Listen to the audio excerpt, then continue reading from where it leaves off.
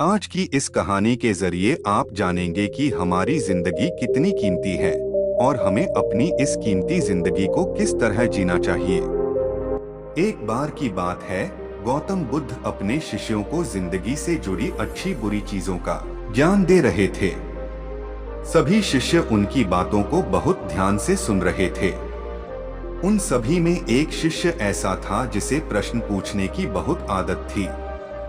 वो उठकर गौतम बुद्ध के पास गया और उनसे बोला, आप हमें जिंदगी के बारे में जो कुछ सिखा रहे हैं उस सब का क्या फायदा, क्योंकि हम में से बहुत से बच्चों को ये भी नहीं पता कि हमारे जीवन का मूल्य क्या है और ये जीवन हमारे लिए कितना कीमती है।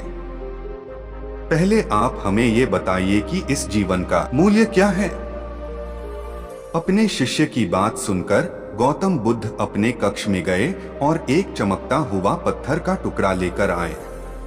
वो टुकड़ा उन्होंने अपने शिष्य को दिया और बोले, मैं तुम्हें इस जीवन का मूल्य तब बताऊंगा जब तुम इस पत्थर का सही मूल्य पता लगाकर आओगे। साथ ही ये ध्यान रखना कि तुम्हें ये पत्थर का टुकड़ा किसी को बेचना नहीं है। गौतम बुद्ध की बात मानकर वो शिष्य बाजार की तरफ चला गया। बाजार में सबसे पहले उसकी नजर एक फल बेचने वाले पर पड़ी और उसने वो पत्थर उस फल वाले को दिखाया और बोला, इस पत्थर के बदले आप मुझे कितने फल दे सकते हो। फल वाला बोला, ये पत्थर कुछ खास तो नहीं है, लेकिन फिर भी इसके बदले में तुम्हें 10 केले दे सकता हूँ। वो शिष्य उस पत्थर को लेकर आगे चला गया। फिर उसे एक सब्जी वाला मिला। शिष्य ने उस सब्जी वाले से उस पत्थर की कीमत पूछी। सब्जी वाले ने उस पत्थर को ध्यान से देखा और बोला, इस पत्थर की कीमत के बदले में तुम्हें ज्यादा से ज्यादा एक बोरी भरकर सब्जियां दे सकता हूँ। इसके बाद वो शिष्य उस पत्थर को लेकर एक सोने के व्यापारी के पास गया। उस पत्थर की टुकड़े की चमक देखते ही उस सुनार ने उसकी कीमत 100 सोने के सिक्के लगाई।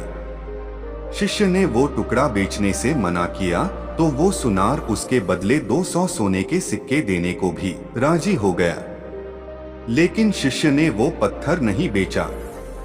इसके बाद वो शिष्य एक हीरों के व्यापारी के पास गया और उनके सामने उसने वो पत्थर के टुकड़े को रख दिया।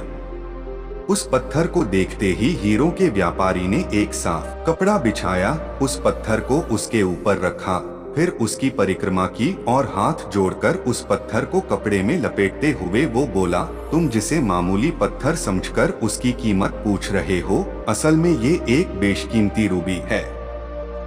ऐसा रूबी हर किसी को नहीं मिलता। मैं अगर अपना सब कुछ बेच भी दूं तो भी इसकी कीमत नहीं चुका सकता। उस व्यापारी की बातें सुनकर वो शिष्य हैरान हो गया।